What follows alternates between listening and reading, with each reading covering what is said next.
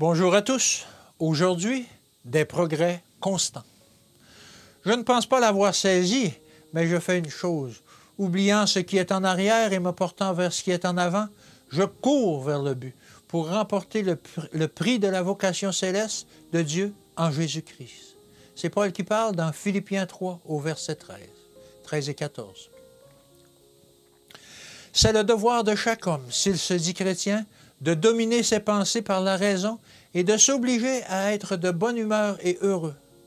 Quelle que soit l'amertume de son chagrin, il devrait cultiver un esprit de repos et de tranquillité en Dieu. La sérénité qui est en Jésus-Christ, la paix du Christ comme elle est précieuse, comme son influence est guérissante, comme elle est calmante pour l'âme opprimée. Aussi sombre que se dessinent ces perspectives, que le chrétien chérisse ses pensées remplies d'espoir pour le bien. On ne gagne rien à se montrer abattu, mais on perd beaucoup.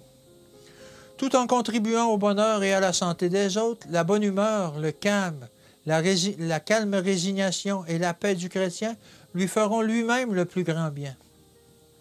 La tristesse, les conversations sur des sujets désagréables encouragent les scènes déplaisantes et font retomber sur soi-même les effets contrariants.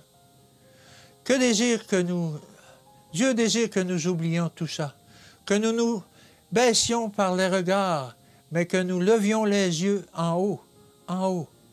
La tristesse paralyse la circulation dans les vaisseaux sanguins et des nerfs, et elle retarde également les fonctions du foie. Elle entrave le processus de la digestion, ceux de la nutrition, et elle a tendance à assécher la moelle de tout l'organisme. Les desseins de Dieu sont souvent voilés de mystère. Ils sont incompréhensibles aux esprits limités, mais celui qui voit la fin dès le commencement sait tout mieux que nous. Ce dont nous avons besoin, c'est de nous purifier de notre caractère terrestre, de perfectionner notre caractère chrétien, afin que nous puissions être revêtus de la robe de justice du Christ. La foi, la patience, la longanimité, les pensées tournées vers le ciel, la confiance en notre Père céleste, ce sont là les fleurs parfaites qui s'épanouissent parmi les nuages, les déceptions et les deuils.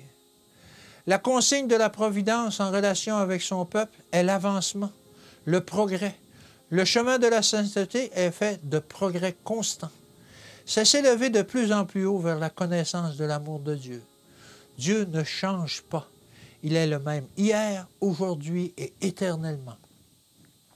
Nous devons faire preuve de foi dans toutes nos prières, car elle n'a pas perdu sa puissance. Et l'humble obéissance a toujours sa récompense.